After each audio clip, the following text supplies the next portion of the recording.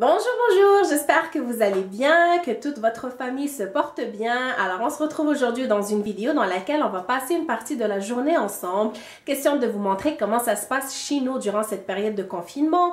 Question de vous donner quelques idées et surtout partager avec vous la routine des enfants. Vous avez été nombreuses à me demander comment ça se passe avec les enfants, comment je les gère.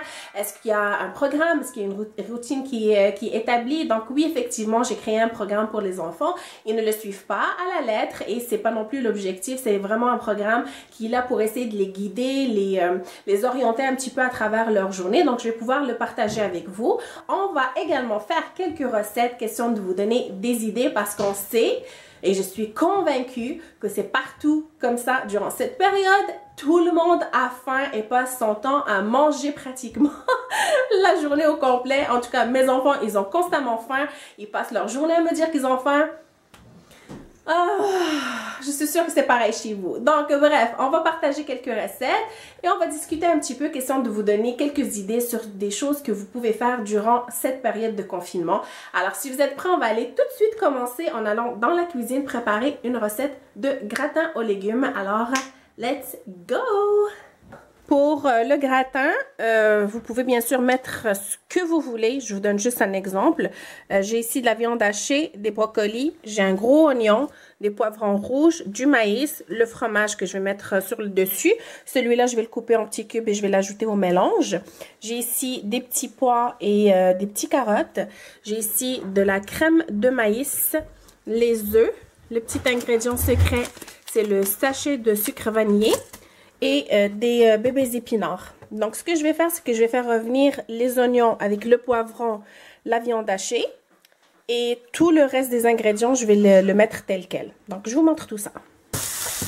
Alors, j'ai mis les oignons. Je suis en train de les faire revenir un peu. Ensuite, je vais ajouter les poivrons rouges et la viande hachée. Maman.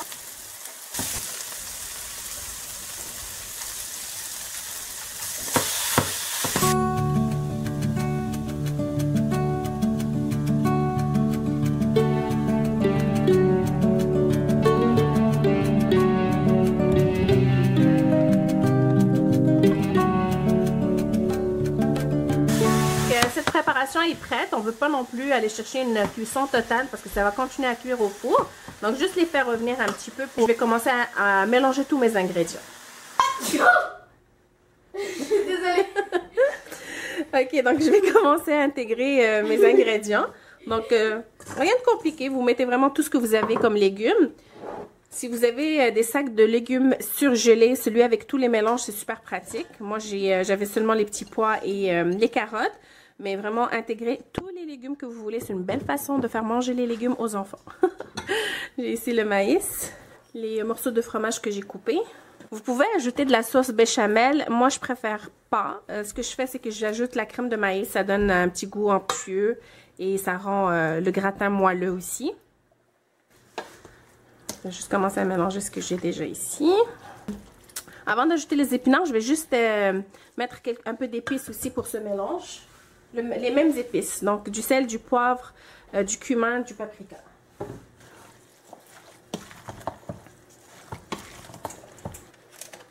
J'ajoute une poignée d'épinards.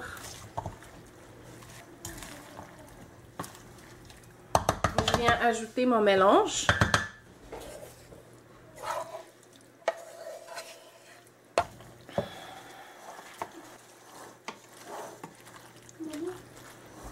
Voilà, oui. C'est ça que j'ai besoin d'aide. Attends. Pour les 3 derniers. Ok, ça sera pas long. Juste répondre à une question d'Yara.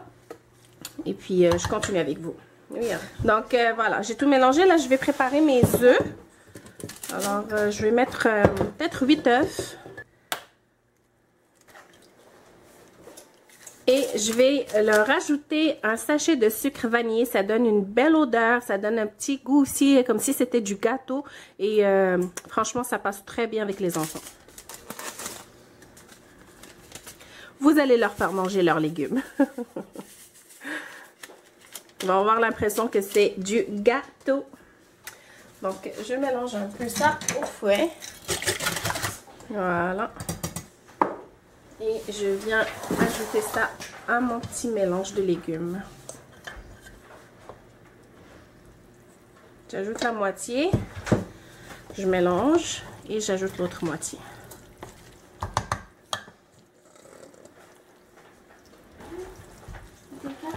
Donc, je vais faire cuire mes gratins dans des moules comme ça, des moules à muffins. Donc, pour des petites portions comme ça individuelles. Et aussi dans le moule comme ça, dans le grand moule à gâteau.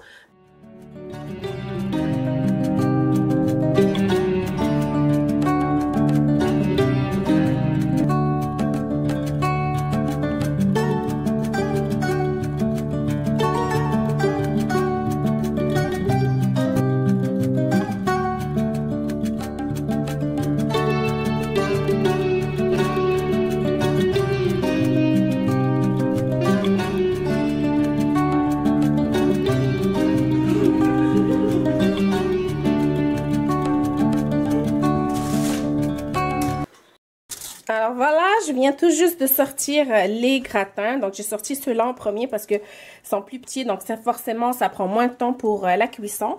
Mais voilà ce que ça donne. Donc je vais les démouler. Ça va être comme des cupcakes. Oh!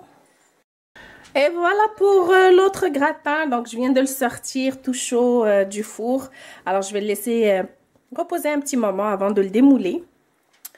Et voilà ce que ça donne. Voilà le résultat final. Donc ici on a nos petits cupcakes. Voilà, ça fait des bonnes petites bouchées. Juste ça, dans ce format, servi avec une petite salade, c'est juste parfait. Voilà, et j'ai ici le plus grand. Voilà. Donc, vous avez été plusieurs à me demander comment se passaient mes journées avec le confinement, avec l'isolement, comment ça se passe avec les enfants, est-ce qu'ils ont une routine, est-ce qu'ils ont un programme. D'ailleurs, j'ai déjà envoyé le programme que j'ai préparé pour mes enfants à quelques-unes d'entre vous. Si jamais vous voulez aussi que je le partage, envoyez-moi un message sur Instagram, ça me fera plaisir de vous l'envoyer. Mais c'est ça, j'ai créé un programme pour les enfants. Ils ne le respectent pas à 1000%, ils ne le respectent pas à 100% pour être honnête avec vous, mais c'est pas plus grave que ça. L'objectif, c'était pas qu'ils soient respecté à la lettre, c'était simplement pour avoir un guide, pour avoir quelque chose là, pour qu'ils puissent avoir une petite routine, pour que ça soit un petit peu plus facile pour eux.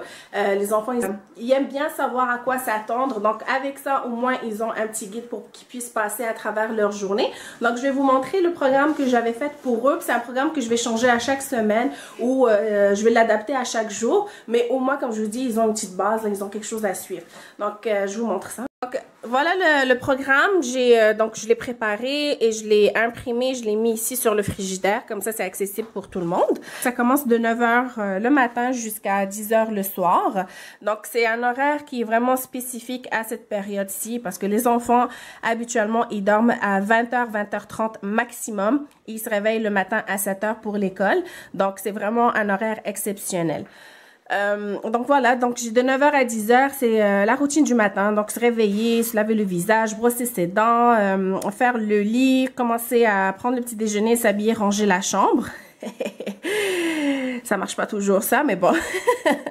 De 10 h à 10 h 30, une petite marche, faire de l'exercice ou de l'étirement. Donc, juste question de bouger un petit peu pour bien se réveiller pour commencer sa journée. De 10 h 30 à 11 h 30, on a les mathématiques. De 11 h 30 à midi, c'est la petite pause avec une collation. De midi à 13 h, français. Donc, j'ai écrit lecture. J'ai donné ici quelques exemples, mais ça peut varier. De 13 h à 13 h 45, c'est la pause dîner. Ensuite, on a une petite marche. Après ça, on a les jeux libres. Ensuite, on a de 15 h à 15 h 30 l'anglais. Bref, et ça continue comme ça jusqu'à la fin de la journée où c'est le temps d'aller faire un petit dodo. Alors, lorsque un des enfants effectue la tâche, il va venir ici mettre son initiale. Lorsque les deux ont mis leur initiale, à ce moment-là, ils vont cocher que c'est fait. Donc là, ils sont justement en train de faire leur exercice. Là, ils sont en anglais. Alors, ils sont en train de faire leur exercice d'anglais. Et je voulais vous parler de ces cahiers-là parce qu'ils sont juste formidables. Donc, c'est des cahiers que je leur achète toujours en début d'année. Donc, Ryan est en 4e, Yara est en 6e. Alors, je leur achète toujours à la fin de leur année scolaire précédente. Comme ça, ils ont toujours quelque chose à la maison pour se pratiquer, pour faire des exercices supplémentaires. Et là, ça donne bien avec cette période-ci. Donc, c'est un petit cartable qui vient comme ça. C'est un petit coffret. dans lequel on retrouve un cahier de français, de mathématiques et d'anglais. Donc, vous avez pour différentes années scolaires, celui-là donc est pour la 4e année. Vous en avez du préscolaire jusqu'en 6e année, puis il y en a aussi même pour le secondaire. Donc, c'est super pratique. Ce qui est intéressant aussi avec ces cahiers-là, donc ça, je les ai achetés au Costco et ça coûte vraiment pas cher, 14 $ pour les 3 cahiers, pour le coffret. Donc, c'est vraiment pas cher et c'est super intéressant. Et ce qui est aussi pratique, c'est qu'il y a une application que vous pouvez télécharger. Donc, lorsque vous la téléchargez, voilà, Ryan va nous montrer. Ici, pour, c'est pas sur toutes les pages, mais pour la plupart des pages, on retrouve le même icône ici. Donc, quand on scanne le petit icône ici, une fois qu'on a téléchargé l'application, il va nous donner vraiment toutes les informations concernant l'exercice à effectuer. Donc, ça peut être vraiment super pratique. Je l'ai téléchargé sur le téléphone des enfants aussi. Donc, ils peuvent aller scanner, puis ça peut les aider à répondre à leurs questions. Donc, c'est pratique. Un truc à rajouter, comme par exemple, si on fait 7 pages, puis on a des fautes, on peut regarder à la fin. Oui, bien sûr. Il y a les solutions, donc il y a le corrigé à la fin de chaque exercice. Donc, voilà. Donc, c'est super intéressant. Donc, c'est ça. On a aussi l'examen d'admission au secondaire. Vous voyez les prix. Ça vaut vraiment la peine. Donc, ça, c'est... il paraît qu'il est similaire à l'examen que les enfants passent. Donc, voilà. C'est super pratique. Mais bon, l'outil que les enfants utilisent actuellement à la maison parce qu'on n'a pas reçu de cours pour le moment de la part de l'école. Je sais qu'ils sont en train de prévoir prochainement d'ajouter graduellement des cours. Donc, on travaille avec ce qu'on a déjà ici à la maison, puis ça les garde quand même actifs. Ce matin, il y a la plateforme L'école ouverte qui a été lancée par le ministère de l'Éducation qui est maintenant en ligne. Donc, les parents vont pouvoir aller sur la plateforme pour pouvoir donner des exercices aux enfants, une façon de les maintenir un petit peu actifs au niveau scolaire. Alors, c'est vraiment super, ça tombe bien. Je pense que ça va pouvoir vous aider avec les enfants. Ça va vous permettre de les occuper un petit peu, de leur donner un petit peu d'exercice à faire. C'est certain qu'ils vont avoir besoin de l'ordinateur, mais moi, je vous conseille de faire des impressions. Si vous avez accès à une imprimante à la maison, vous pouvez imprimer. Sinon, c'est un petit peu difficile si vous avez besoin de votre ordinateur pour travailler. Mais donc, lorsque vous prenez vos pauses, vous allez pouvoir permettre à l'enfant d'aller faire ses études. Donc, ça va être quand même des tranches de 1 heure. Donc, une petite pause le matin, 15 minutes, il peut faire un petit exercice. Ensuite, l'heure de dîner, il va pouvoir faire un exercice et ainsi de suite. Donc, c'est juste essayer d'alterner un petit peu entre vous et eux. C'est sûr que si vous avez seulement un ordinateur, que vous travaillez avec l'ordinateur, c'est un peu compliqué de permettre à l'enfant d'aller faire ses exercices en ligne. Mais comme je vous dis, si vous avez une possibilité de faire des impressions, ça va vous sauver la vie, ça va vraiment vous être utile. Donc à partir du 6 avril, une trousse pédagogique hebdomadaire sera envoyée aux enfants par l'école. Donc, ils disent qu'il est important de noter que ce matériel vise seulement la consolidation des acquis et qu'il demeure optionnel. Et ils disent aussi qu'à partir de cette même date, le personnel de l'école communiquera avec les parents et les élèves afin d'établir un premier contact, une prise de contact. Et cette opération, donc ces opérations seront mises en œuvre progressivement et en priorisant les élèves qui ont un besoin particulier. Donc voilà. Alors, c'est une très belle initiative, je pense, du ministère de l'Éducation. Ça va pouvoir permettre aux enfants d'être un petit peu guidés. Donc, voilà pour cette update. Voilà. Donc, sinon, l'autre question qui m'a été fréquemment posée, c'est que qu'est-ce que je fais pour occuper un peu mon temps? Disons qu'on a vraiment beaucoup de choses à faire. Je suis certaine que vous aussi, vous avez une tonne de choses à faire à la maison. Pensez à ce que vous vouliez faire quand vous étiez au boulot, mais vous n'aviez tout simplement pas le temps. Pour ma part, déjà, j'ai mon ordinateur qui est tout le temps connecté parce que je fais des formations en ligne par rapport à mon travail. Sinon, bon, je m'occupe des enfants, bien sûr. Je tourne des vidéos. Sinon, en ce qui concerne la maison, j'ai énormément de choses sur la liste à faire.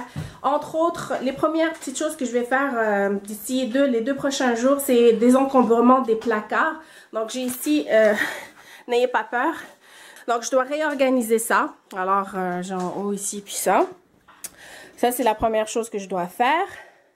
Autre chose, je dois réorganiser le garde-manger ici. Catastrophique, surtout avec les enfants qui se servent et qui ne replacent pas les choses comme il faut. Ah! Donc, je dois vraiment complètement le vider et réorganiser tout ça parce que là, ça n'a pas de sens.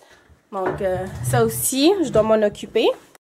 Ici, le placard de l'entrée. Donc, je vais enlever tous les manteaux d'hiver. Je vais faire le ménage ici dans les chaussures. Je vais enlever les bottes. En profiter pour faire le ménage du printemps. Enlever tous les vêtements d'hiver qu'on n'a plus besoin et placer ceux du printemps et de l'été. Donc, ça, c'est une autre chose que j'ai dans ma liste. Sinon, le projet que j'ai, c'est de descendre ma chambre à coucher au sous-sol. Alors, ça va être vraiment quelque chose que je vais attaquer peut-être cette fin de semaine. Sinon, au plus tard, la semaine prochaine, je vais commencer à vider mon sous-sol pour que je puisse monter le salon ici et descendre ma chambre au sous-sol. Donc, j'ai très hâte de commencer ce projet. Alors, voilà, c'est pas mal ça. Sinon, les autres choses que vous pouvez faire... écoutez, vous pouvez, comme je vous dis, suivre des formations en ligne. C'est super pratique, que ce soit des formations concernant votre travail, concernant un futur projet, sinon des formations pour apprendre un nouvel outil, une nouvelle application, un nouveau logiciel, sinon apprendre une langue, pourquoi pas, c'est l'occasion. Vous pouvez faire votre décoration, vous pouvez refaire, redéplacer les meubles de votre salon, de votre chambre à coucher, c'est l'occasion de changer un peu de décor, ça fait du bien psychiquement. Sinon, faire du ménage, le ménage du printemps, commencer à nettoyer les fenêtres, commencer à faire du rangement, comme je vous dis, enlever tout ce qui concerne l'hiver, éliminez tout ce que vous avez à éliminer, faites du tri, du désencombrement, ça fait vraiment du bien quand on vide une pièce, là ça fait vraiment un grand soulagement. Sinon, vous pouvez aussi commencer les préparatifs du mois de Ramadan. Moi, j'ai commencé. D'ailleurs, je suis en train de vous tourner une vidéo là-dessus aussi. Donc, vous pouvez commencer vos préparatifs du mois de Ramadan. Ça va être déjà réglé. Vous pouvez commencer à préparer aussi des plats surgelés pour si jamais vous reprenez le travail sous peu, au moins vous allez avoir des plats pour vos soirées, ça va être plus facile, que ce soit du pâté chinois, de la lasagne, que ce soit préparer juste les sauces de spaghetti, des petits plats comme ça que vous pouvez congeler. Vous pouvez aussi juste prendre un petit moment pour essayer de déterminer vos objectifs futurs. Est-ce que vous avez appris ou retiré une leçon de cette situation puis vous voulez faire en sorte que éventuellement vous changez vos habitudes d'une manière ou d'une autre? Ou tout simplement juste écrire vos futurs projets, qu'est-ce que vous voulez faire éventuellement, qu'est-ce que vous pouvez faire pour les atteindre. Donc c'est un petit moment de réflexion, de méditation avec vous-même sur différents sujets. Vous pouvez juste profiter du temps que vous avez avec vos enfants.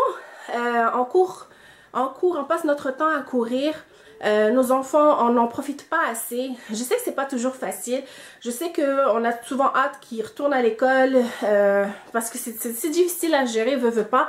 Mais ça reste que c'est nos enfants. Il faut qu'on apprécie le temps qu'on a avec eux. Donc, trouver une petite activité.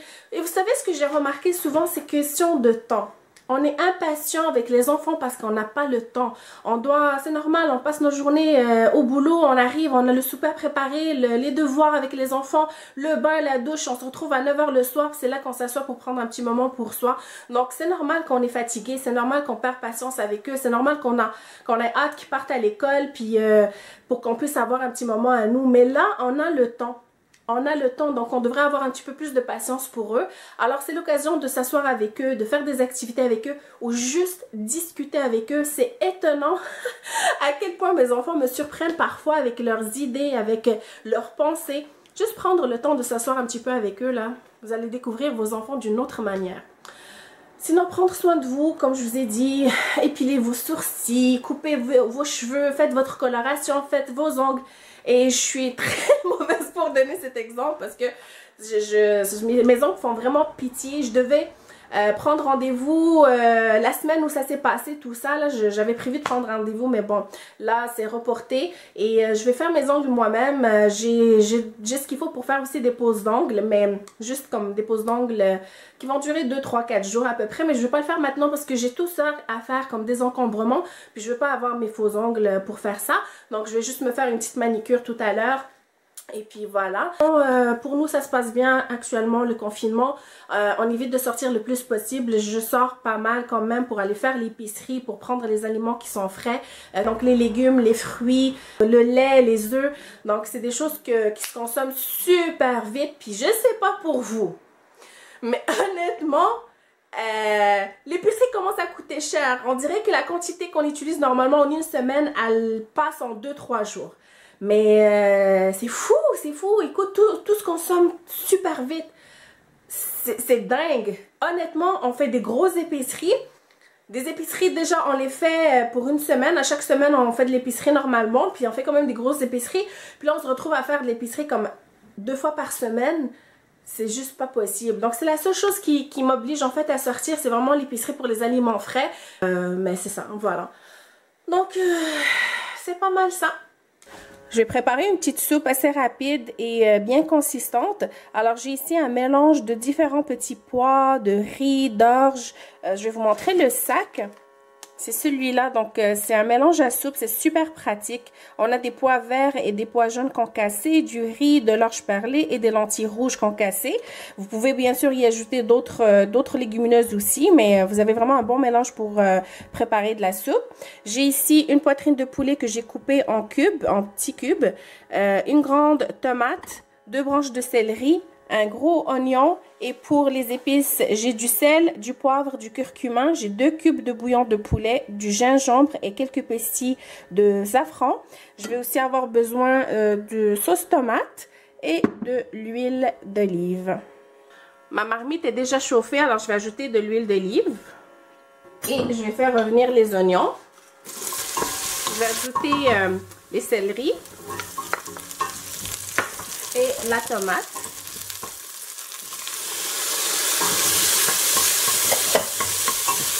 J'ajoute les épices. Je vais ajouter aussi le poulet,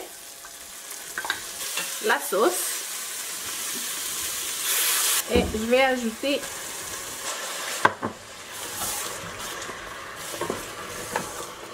je mélange et là je vais ajouter de l'eau bouillante. J'ai ajouté à peu près 1,5 litre d'eau. Voilà, donc là je vais laisser cuire pour à peu près 45 minutes à 1 heure à peu près. Là, on va préparer des pizzas pita pour accompagner la soupe. Des pizzas pita, c'est juste trop bon. C'est comme de la pizza, mais au lieu de préparer ça sur une pâte, mais je mets ça sur du pain pita. Donc, c'est beaucoup plus léger et ça prend pas de temps à cuire. Ça prend ça prend exactement 9 minutes pour que ça soit prêt.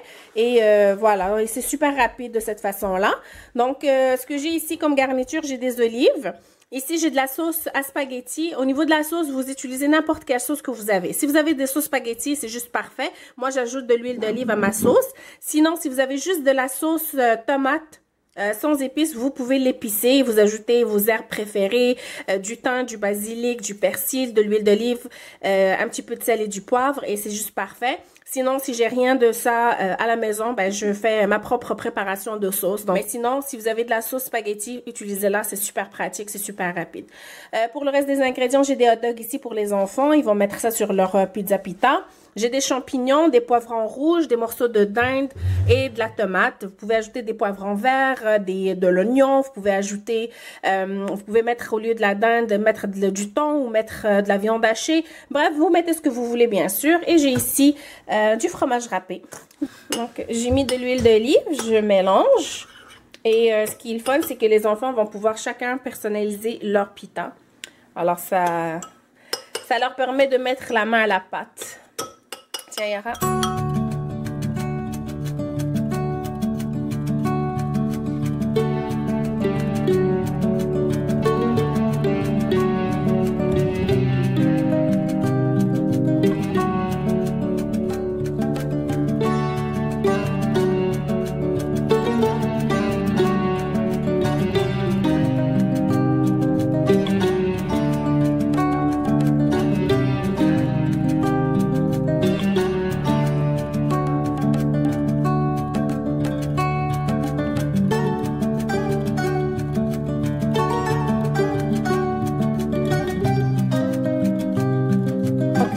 Les pizzas pita, je le mets à 425 pour commencer.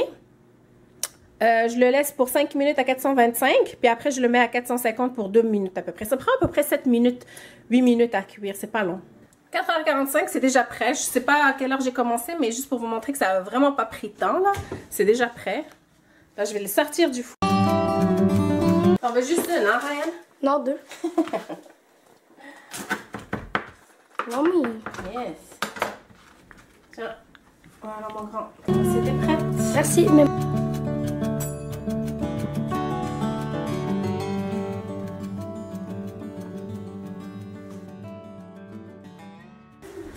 Alors voilà, c'est prêt. Voilà pour la soupe.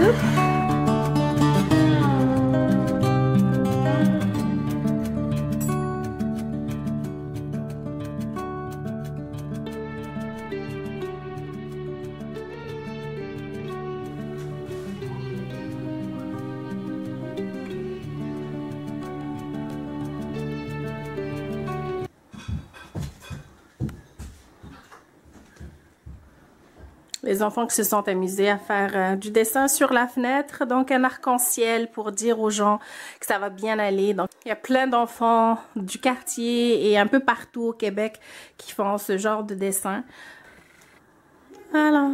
Voilà, je pense que notre vidéo va prendre fin ici. J'espère que vous avez passé un bon petit moment avec moi. En ce qui concerne le désencombrement, donc comme je vous ai montré, j'ai pas mal de ménage à faire au niveau des placards. Donc je vous envoie ça, ça va être la prochaine vidéo qui va sortir après celle-ci.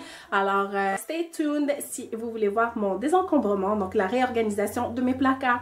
Sur ce, comme toujours, je vous dis merci d'avoir été là. Prenez soin de vous bien sûr et à très bientôt. Bye!